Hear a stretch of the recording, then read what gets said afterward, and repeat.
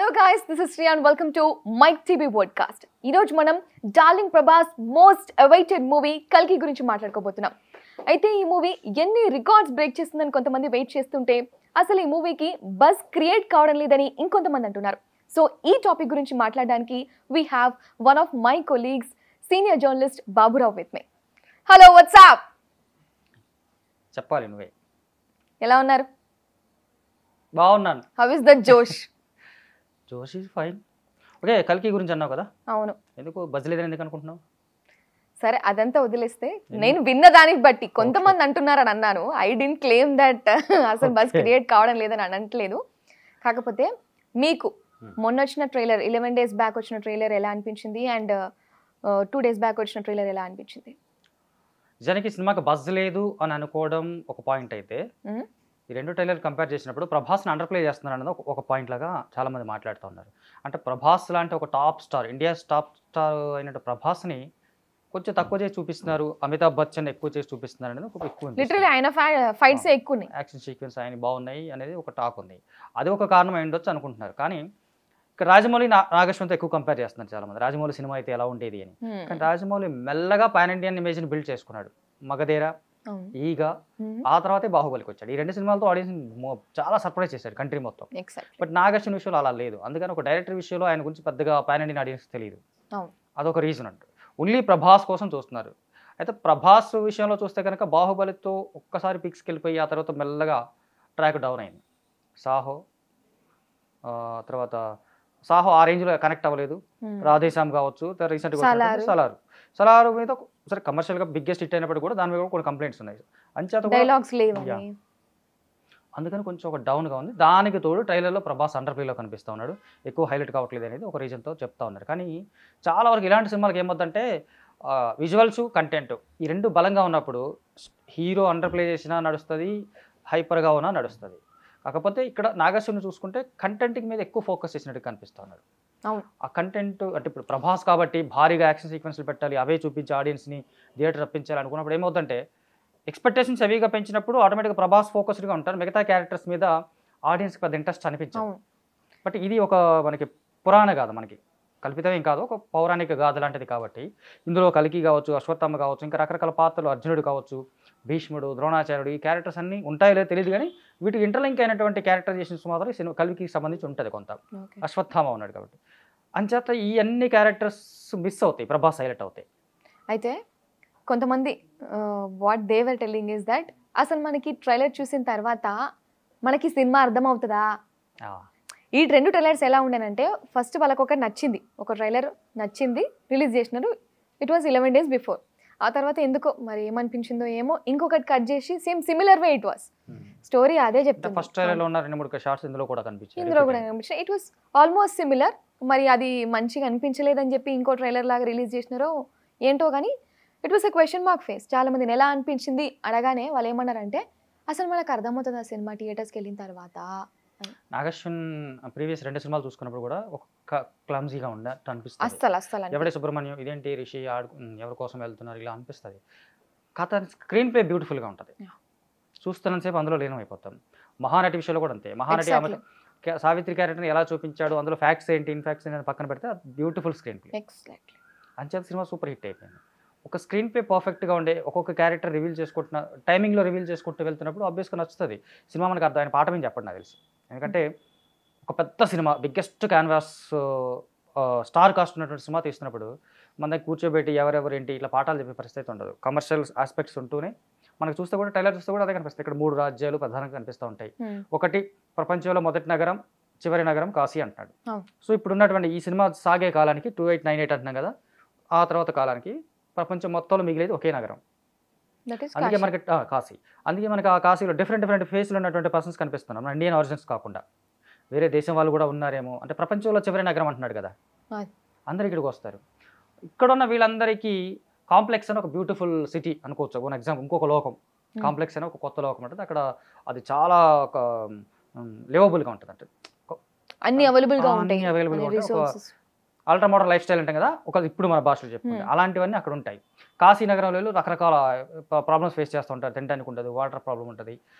దానికి సంబంధించిన first dialogue Rajendra Prasad కూడా ఉంటుంది, వాటర్ ఎంత మందిని కాపాడొచ్చో తెలుసా. ఇలాగ కొన్ని ప్రాబ్లమ్స్ అన్ని ఫేస్ చేసి వీళ్ళందరి డ్రీమ్ ఏంటి, కాంప్లెక్స్కి వెళ్ళాలి. కాంప్లెక్స్కి వెళ్ళాలంటే కొన్ని డబ్బులు లాంటిది కట్టాలి. ట్రైలర్లో వేరే పదం వాడారు, అది యూనిట్స్ అన్నారు. మనం మన భాషలో చెప్పుకుంటే అది మనకు అర్థం కాకపోవచ్చు కొంతమందికి. 1,00,000 డబ్బులు కట్టాలి, 1,00,000 యూనిట్స్ అన్నారు కదా. మన సపోజ్ ఒక 100 కోట్లు కట్టాలి లేదా లక్ష రూపాయలు కట్టాలి అనుకున్నప్పుడు ఆ 1,00,000 రూపాయలు సంపాదించుకొని అటు కాంప్లెక్స్కి వెళ్ళాలి. ఆ 1,00,000 రూపాయలు ఎక్కడ కట్టాలో అక్కడ కట్టేసి వెళ్ళిపోవాలి. సో ఇక్కడ ఒక కాంప్లెక్స్కి కాశీ నగరానికి మధ్య ఒక కాన్ఫ్లిక్ట్ ఉంటుంది. ఈ కాన్ఫ్లిక్ట్ని క్లియర్ చేసింది ఎవరు, కల్కి. కల్కి ఎక్కడ ఉంటాడు, శంబల. కల్కి పుట్టిన ఊరు శంబల అనే ఒక రాజ్యం అనుకోవచ్చు లేదా ఊరు అనుకోవచ్చు. అక్కడ నుంచి ఈయన కల్కికి ఈ భైరవ్ అనే క్యారెక్టర్కి ఉన్న ఇంటర్లింక్ ఏంటి, అశ్వత్థాముడు ఈయనకి ఎందుకు సహాయం చేస్తున్నాడు, అమితాబ్ బచ్చన్ క్యారెక్టర్, కమల్ హాసన్ క్యారెక్టర్ ఏంటి, ఇవన్నీ మనకి కనిపిస్తూ ఉంటాయి. ఈ 3 లోకాల మధ్య ఉన్నటువంటి ఒక కాన్ఫ్లిక్ట్ మనకు కమర్షియల్గా కూడా వర్కౌట్ అయ్యే ప్లాంట్. మనం సలార్లో చూసుకున్నప్పుడు లేదా కేజీఎఫ్లో చూసుకున్నప్పుడు పెద్ద కోలార్ గోల్డ్ ఫీల్డ్లో సఫర్ అయ్యేటువంటి పీపుల్, అక్కడికి వచ్చే ఒక హీరో సూపర్ పవర్ తోటి ఆయన ఏం వేరే, ఇక్కడ ప్రభాస్ ఏం కూడా వేరే, ఎలాగైనా కాంప్లెక్సిటీకి వెళ్ళాలని కళలో కూడా అదే ఉంటుంది ఆయనకి. ఆయన ఇక్కడ కేజీఎఫ్లో కూడా అతను ఏం వేరు, ఎప్పుడైతే పూర్ పీపుల్ కోసం డౌన్ ట్రాడన్ పీపుల్ కోసం హీరో నిలబడ్డాడో ఆబ్వియస్గా అతను మెగా కమర్షియల్ ప్లాట్ఫామ్ అది, హీరో అయిపోతాడు, కమర్షియల్ సెక్షన్ అవుతుంది. సో ఇక్కడ కూడా అదే జరుగుతుంది. మనకి భైరవ్ అనేవాడు తన వ్యక్తిగత స్వార్థాన్ని వదిలిపెట్టి ఈ కాశీనగర ప్రజలకి కాంప్లెక్స్లోని సౌకర్యాలన్నీ ఇవ్వడం అనే ఒక కాన్సెప్ట్ అనుకోవచ్చు. దీనికి కల్కి ఉన్న ఇంటర్లింక్ ఏంటి, అశ్వత్థామ హెల్పింగ్ ఏంటి, దీపికా పదుకోన్ బిడ్డ సంథింగ్. అయితే ఇక్కడ కన్ఫ్యూజన్ ఏంటంటే ఫస్ట్ ట్రైలర్ వచ్చినప్పుడు చాలా మంది ప్రభాస్ దీపికా పదుకోన్ కూతురు అనుకున్నారు, కానీ ఇక్కడ మాలవిక శర్మ కూడా ప్రెగ్నెంట్గా ఉంది, ఇంకొక 2 లేడీస్ కూడా ప్రెగ్నెంట్ సెక్షన్ కనిపిస్తాను. ఇక్కడ భైరవ ఎవరి కొడుకు, భైరవకి కల్కి ఉన్న సంబంధం ఏంటి, భైరవకి దీపికా ఉండబోయేటువంటి రిలేషన్ ఏంటి, కాంప్లెక్సిటీ వాళ్ళు వీళ్ళ మీద ఎందుకు ఆధిపత్యం, ఇవన్నీ ఒక కమర్షియల్ ఆస్పెక్ట్ ఉన్నటువంటి కంటెంట్ ఇది సింపుల్ గా చూసుకుంటే. అంచేత మనకి ఇది పాఠాలు చెప్పినట్టుగా అర్థమవుద్దా అనే కన్ఫ్యూజన్ సమస్య లేదు. నేను ఎందుకు ఇలా అంటున్నానంటే ఒక సినిమా ఇంత పెద్ద సినిమా బయటకు వస్తున్నప్పుడు ఇప్పుడు మీరు అన్న అశ్వత్థామ క్యారెక్టర్ అయినా సరే, కల్కి క్యారెక్టర్ అయినా సరే, భైరవ క్యారెక్టర్ అయినా సరే, విత్ ఫేసెస్ ఆల్సో ఇట్లా వాళ్ళని ఈ క్యారెక్టర్ ఈయన ప్లే చేస్తున్నారు, ఈ పలానా క్యారెక్టర్ ఈయన ప్లే చేస్తున్నారు అని మనకి స్పూన్ ఫీడింగ్ చేస్తారు ముందే, బిఫోర్ కమింగ్ ఓన్లీ ప్రమోషన్స్ పరంగా చూస్తే మనకి అర్థమైంది. నాగేశ్వరం ఏం చేశాడంటే తెలివిగా ఒక కొత్త ప్రమోషనల్ స్ట్రాటజీని ఫాలో అవుతున్నాడు. ఊరిగా ప్రెస్ మీట్లు పెట్టి లేదా ఒక ఇంటర్వ్యూలు పెట్టేసి గందరగోళంగా కాకుండా అతను సోలోగా కూర్చొని ఒక 4-5 చాప్టర్స్ అని చెప్పేసి సినిమా కథ గురించి చెప్పాడు. అంటే కన్ఫ్యూజన్ ఎవరికైనా కన్ఫ్యూజన్ ఉండొచ్చేమో, ఇప్పుడు నీలాగా నువ్వు అర్థమవుద్దా అన్న ఒక ఇది ఉన్న వాళ్ళకి అతను ఆ 2-3 వీడియోస్ చూస్తే మ్యాక్సిమం క్లారిటీ వస్తుంది. కాకపోతే అతను మొత్తం ఇంగ్లీష్లో చెప్పాడు, తెలుగు వాళ్ళకు లేదా మిగతా రీజనల్ లాంగ్వేజ్ ఉన్న వాళ్ళకి కొంచెం ప్రాబ్లం అవ్వచ్చు, ఇంగ్లీష్లో చెప్పాడు. సో చూసుకుంటే ఆ గొడవ కూడా ఏముండదు దీనికి సంబంధించిన సినిమాకి. ఇక అందుకే నాకు తెలిసి ఇన్ని క్యారెక్టర్స్ మధ్య ఒక్క హీరోని మాత్రమే ఎలివేట్ చేసి కూర్చుంటే ఆడియన్స్ ఆ మైండ్ సెట్తోనే వస్తారు. ఇప్పుడు ఆనెస్ట్గా అర్థమవుద్దా అంటే ఇవన్నీ పాత్రలు ఉన్నాయి. ఇప్పుడు మనం అనుకుంటాం కదా ఈ క్యారెక్టర్ ఏంటి అని ఒక క్వశ్చన్ మార్క్ మనకు వచ్చిందంటే దానికి ఆన్సర్ మనం ఎత్తుకుంటాం. అశ్వత్థామ ఎందుకున్నాడు అన్నప్పుడు దానికి సంబంధించి ఒక సబ్సీక్వెంట్ స్టోరీ మనకు ఉంది, మన గూగుల్ కొట్టినా వస్తుంది. ఇది ఈవిడెవరు, దీపికా పదుకోన్ ఎవరు, ఆవిడ గత జన్మలో ఏంటి, పురాణం ఇది కల్కి పురాణం చదువుకుంటే కనుక మనకి మ్యాక్సిమం అర్థమైంది. దానికి కొంచెం ఈ కమర్షియల్ ఆస్పెక్ట్స్ ఎలివేట్ చేశాడు. ఒక 600 లేదా 6000 సంవత్సరాల కాలం నాటి కథ అంటున్నాం కదా, అందుకని మహాభారతం నుంచి సాగుతుంది. అంత ముందు నుంచి సాగిన ఆశ్చర్యం లేదు. మహావిష్ణు 10వ అవతారం లేదా చివరి అవతారం కల్కి అంటారు. మామూలుగా భారతంలో మనకు పురాణాలు మన పౌరాణికాలు పురాణాలు చూసుకుంటే కనుక దశావతారాలు అంటాం కదా, మహావిష్ణువు దశావతారాలు 10 అవతారాలు. ప్రతి అవతారం కూడా భూమి మీద అరాచకము, దుర్మార్గము, అన్యాయము విపరీతంగా పెరిగిపోయినప్పుడు, ప్రజలంతా నిస్సహాయులై ఉండిపోయినప్పుడు మహావిష్ణువు ఒక అవతారంతో వచ్చి ఆ దుర్మార్గాన్ని అంతం చేసి ఒక శాంతి నెలకొల్పి వెళ్ళిపోతుంటాడు. ఇది కమర్షియల్ సినిమా కథ కూడా అదే, మొన్న వచ్చిన సినిమా కూడా ఏ సినిమా కథ అని ఇదే ఉంటది. రౌడీలు, జనాలు, సఫరింగ్, సఫరేజ్ జనాలను కాపాడేది hero.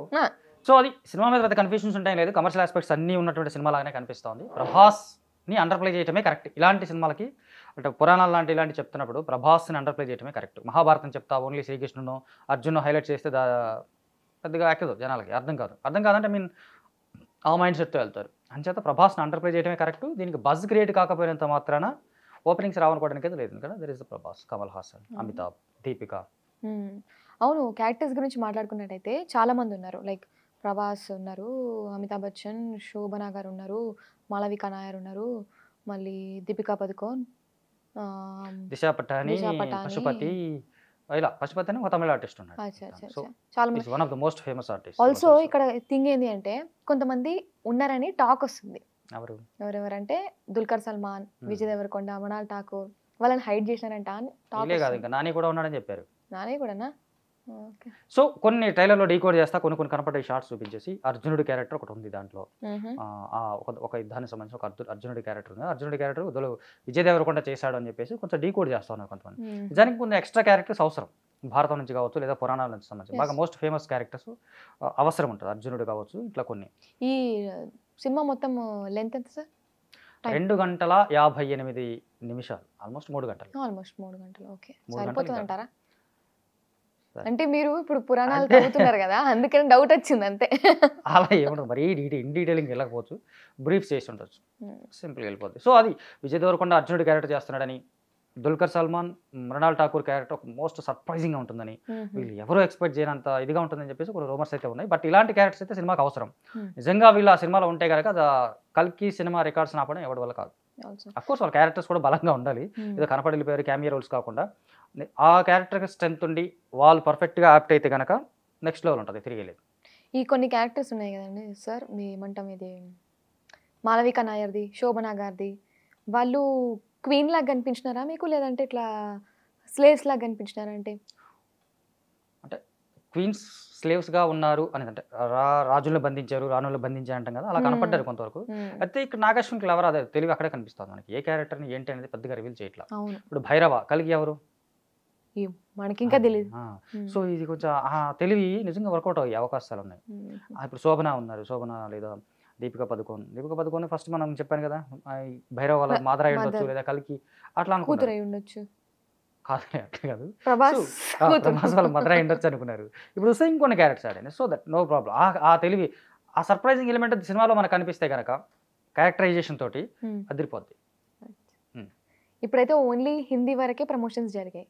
They must come here. ఇంకా తెలుగులో అమరావతిలో పెద్ద ఫంక్షన్ చేసి ప్రీ రిలీజ్ ఫంక్షన్ చేసి, తెలంగాణ ఆంధ్రప్రదేశ్లో కొత్త గవర్నమెంట్ ఫామ్ అయింది కాబట్టి అక్కడ గవర్నమెంట్ హెల్ప్ తోటి ఒక భారీ ఫంక్షన్ చేసి ఫస్ట్ సినిమా మాదే ఈ కొత్త గవర్నమెంట్లో అని చెప్పుకోవచ్చు. ట్రై చేస్తున్నారు. బట్ ఇక్కడ వెదర్ బాగాలేదు కదా అని ఒక డౌట్స్ కూడా ఆలోచిస్తున్నారంట. మోస్ట్లీ ఉండొచ్చు, ఉండకపోవచ్చు కూడా, ఎందుకంటే తక్కువ టైం ఉంది కదా. ఆల్సో అక్కడ ఏమంటాం టీడీపీ ఎక్కువ ఫ్రెండ్షిప్ ఉంది కాబట్టి మన ప్రొడ్యూసర్కి టికెట్ సంబంధించి ఆల్రెడీ తెలంగాణ గవర్నమెంట్ కి లెటర్ పెట్టారు. వీళ్ళు మల్టీప్లెక్స్ లో 75 రూపాయలు పెంచాలి ఒక్కో టికెట్ కి. ఇప్పుడున్న టికెట్ కి మామూలుగా అయితే ఇప్పుడు 295, 300 ఉంటుంది ticket.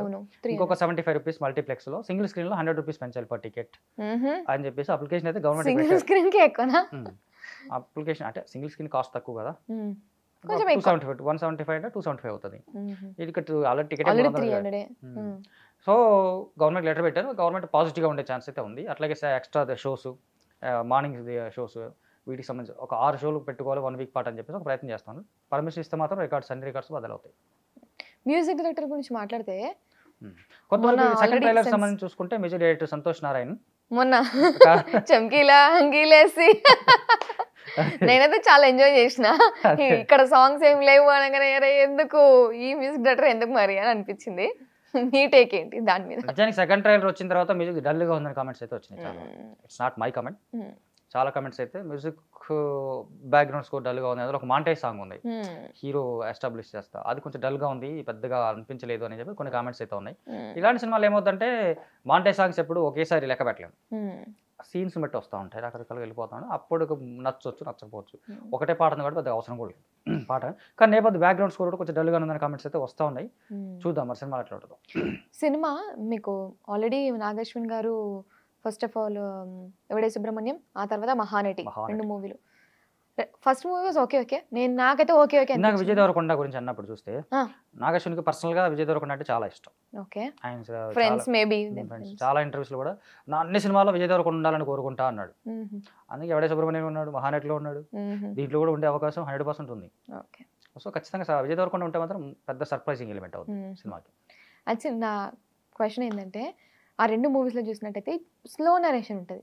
Slow in the sense మనకి లిటరలీ ఒక అరటిపండు ఒలిచి పెట్టినట్టుగా అంత క్లియర్ ఎక్స్ప్లెనేషన్ ఉంటుంది, ఎనీబడీ కెన్ అండర్స్టాండ్ అన్నట్టుగా ఉంటుంది. హౌ అబౌట్ కల్కి? ఒక ట్రైలర్ చూస్తున్నట్టయితే టైం అసలు అర్థం కాదు, నార్మల్ పీపుల్కి అయితే అసలు అర్థం కాదు. ఒకవేళ if you're cinema lover and if you're keen లేకపోతే డార్లింగ్ ఫ్యాన్స్ అన్నట్టు కొంచెం గుచ్చి గుచ్చి చూస్తే మాత్రం అర్థమవుతుంది 3 లోకాలని. మహానటి బయోగ్రఫీ కొంచెం డీటెయిల్ గానే చెప్పాలి. జీవిత కథ అంతా చెప్పలేరు కాబట్టి ఆ ఉన్న కథనే కొంచెం డీటెయిల్ గా చెప్తున్నప్పుడు స్లోగా అనిపిస్తుంది. ఎవడే సుబ్రహ్మణ్యం డిఫరెంట్ కాన్సెప్ట్, అప్పటి వరకు మనం చూసిన సినిమాలకు డిఫరెంట్ కాన్సెప్ట్. డెఫినెట్లీ అసలు అంచేత అలాంటి కథను కూడా హడావిడిగా చెప్తే అవ్వదు. అందుకని ఆ టేక్ మోస్ట్లీ అనుకుంటున్నాను నేను. నాకైతే స్లో నరేషన్ అనిపించలేదు పెద్దగా. నీట్ అదే రెగ్యులర్ కమర్షియల్ సినిమాలతో కంపేర్ చేస్తే కనుక కొంచెం అనిపిస్తుంది. ఈ సినిమాకి ఆ ఛాన్స్ ఉండే అవకాశం లేదు. 2వ ట్రైలర్ చూసారు కదా, ఈసారి ప్రిపేర్ అయ్యి వచ్చాను అన్నాడు. ఆకర్షణ కూడా అప్లై అవ్వచ్చేమో. ఇప్పటిదాకా ఒక్క ఫైట్ కూడా ఓడిపోలేదని ప్రభాస్ డైలాగ్ ఉంటుంది. ఇప్పుడు ఒక ఫైట్ ఈసారి ఇంకా బాగా ప్రిపేర్ అయ్యి ఇచ్చాను అంటాడు. నాగార్జున కూడా ప్రిపేర్ అయ్యాడేమో. ఇంకా మీరు ఫాస్ట్ స్క్రీన్ ప్లేకి ఇక్కడ ఇంకోటి కూడా చెప్పాలి. ఆ ట్రైలర్ చూస్తే ఆ డైలాగు ఫస్ట్ ట్రైలర్లో అదే డైలాగు, సెకండ్ ట్రైలర్లో అదే డైలాగు. కాంపిటీషన్ సలార్ లాగా మళ్ళీ తక్కువ డైలాగ్స్తో వస్తున్నాడా ప్రభాస్ అనిపించినా డౌట్ లేదు. నాకు బుజ్జి వాహనం మీద కొంచెం గుస్సా అనిపించింది. అరే ఏదైనా కామెడీ మూవీ లాగా ఉంది అన్న ఫీలింగ్ అనిపించింది నాకు. కదా బుజ్జి వాళ్ళ కాన్వర్సేషన్ నార్మల్ గా ఎక్కలేదు అసలు. అంటే ఒక కమర్షియల్ సినిమా ఆస్పెక్ట్ అని చెప్తున్నాను కదా. కీర్తి సురేష్తో వాయిస్ ఓవర్ చెప్పించారు. ఆ కెమిస్ట్రీ వర్కౌట్ అయితే అదిరిపోద్ది. లేకపోతే మీరు అన్నట్టుగా జై హింద్ అంటది. అది ఆల్రెడీ ఒకటి రిలీజ్ చేసినారు కదా. I was not able to watch. Cartoon movie లాగా అనిపించింది లిటరల్. కొన్ని సినిమా చూస్తున్నప్పుడు సినిమాలో వస్తే అది వేరుగా ఉంటుంది. మనం జనరల్గా బయట చూస్తున్నప్పుడు అంత ఫీల్ రాదు. ఎందుకంటే సినిమా చూస్తున్నప్పుడు ఆ సందర్భానికి అది వచ్చినప్పుడు, దానికి సంబంధించిన అదిరిపోయి ఆర్ఆర్ పడ్డప్పుడు, పర్ఫెక్ట్ సీన్ పడ్డప్పుడు అలాంటి ఒక వెహికల్ వచ్చి ఈయన పర్సనల్ వెహికల్ లాగా వెళ్ళిపోయిందని అదిరిపోతుంది. ఆ వెహికల్కి మన స్టోరీ ఉంటుందా? అంటే అన్ని కాలాల్లోకి ప్రయాణించగల వాహనం అనే ఒక డైలాగ్ అయితే విన్నాను నేను. అంటే సినిమాలో కాదు, ఒక టాక్ రూమర్ అయితే విన్నాను. అంటే రకరకాల కాలాలకు ప్రయాణించగలదు అనేది ఎక్కువ. కల్కి ఐఎమ్ ఎక్సైటెడ్. 27th రోజు రాబోతుంది. సో బడ్జెట్ కూడా చూసుకోవాలి సినిమా సంబంధించి. బిగ్గెస్ట్ బడ్జెట్ తెలుగులోనే biggest budget cinema. Rajamouli Baahubali 2 parts తీసినా కూడా ఇంత బడ్జెట్ అవ్వలేదని చెప్తున్నారు. అసలు ఎన్ని లాంగ్వేజెస్? 700 ఆల్మోస్ట్ అన్ని లాంగ్వేజ్ లో రిలీజ్ చేస్తున్నారు. 700 లాంగ్వేజెస్, 700 crore బడ్జెట్. 700 నేను అసలు కిల్కిల్లాడి ఏమైనా కొత్తగా ఇన్వెంట్ చేసిర్రా అనుకుంటున్నా. అలాగే 700 కోట్లు బడ్జెట్. కాకపోతే సినిమాలో బిగ్గెస్ట్ కాస్టింగ్ ఉంది. అమితాబ్ బచ్చన్, దీపికా పదుకొన్, కమల్ హాసన్, ప్రభాస్, అందరికి ఇవ్వాలి. అందరికి గట్టి రెమ్యునరేషన్ ఉన్నాయి. అది కూడా ఒక రీజన్ అయి ఉండొచ్చు. చూద్దాం. ఒక సినిమా అద్భుతంగా ఉంది అని ఒక టాక్ వస్తే 700 కోట్లు పెద్ద మ్యాటర్ ఏం కాదు. నేను అనుకుంటున్నాను బాహుబలి పార్ట్ 2 కలెక్షన్స్ని క్రాస్ చేస్తుంది కల్కి అని నేను అనుకుంటున్నాను. పార్ట్ 2 ఉండబోతుందా కల్కి? ఇలాంటి కథలకి ఎన్ని పాటలు అయినా తీసుకోవచ్చు. ఎందుకంటే సప్త చిరంజీవులని ఒకళ్ళు ఉంటారు మనకి పురాణాల్లో. 7 మరణం లేని వాళ్ళు, అందులో ఆ క్యారెక్టర్స్ కూడా ఇందులో ఉంటాయని చెప్తున్నారు. అట్లా వాళ్ళ పాత్రలని తీసుకుంటే వెళ్ళిపోవచ్చు. సో ఫైనల్గా చూసుకుంటే ఇది మనకి కల్కి 27th వస్తుంది. వాస్తవంగా అయితే బజ్ లేదు, భారీ బజ్ అయితే లేదు. ఒక ఇంత పెద్ద కాన్వాస్ తో ఉన్న cinema, but it's trending on Instagram everywhere, Facebook, YouTube. కావాల్సినంత క్రేజ్ బజ్ అయితే రాలేదు. బట్ సినిమా రిలీజ్ తర్వాత ఖచ్చితంగా నెక్స్ట్ లెవెల్ మూవీ అనిపించుకుంటుంది తెలుగు నుంచి. మరొకసారి దేశవ్యాప్తంగా తెలుగు వాళ్ళు ఇంకోటి కూడా ఉంది మనకి. ఈవెన్ సెన్సార్ బోర్డ్ కూడా పాజిటివ్ గానే ఉండే ప్రైజ్ చేశారు. సెన్సార్ వాళ్ళు అందరికీ అట్లాగే చెప్తారులేండి. నాకు తెలిసి పౌరాణిక గాథల్ని తెలుగు వాళ్ళు తీసినంత గొప్పగా ఎవరు తీయలేదు ఇంతవరకు ఇండియాలో. సో ఇది మరొక ఎగ్జాంపుల్ అవుద్దేమో చూద్దాం. So let's see. ఆల్సో నేను కూడా 27 గురించి వెయిట్ చేస్తున్నాను. This is about the episode. Keep watching Mic TV.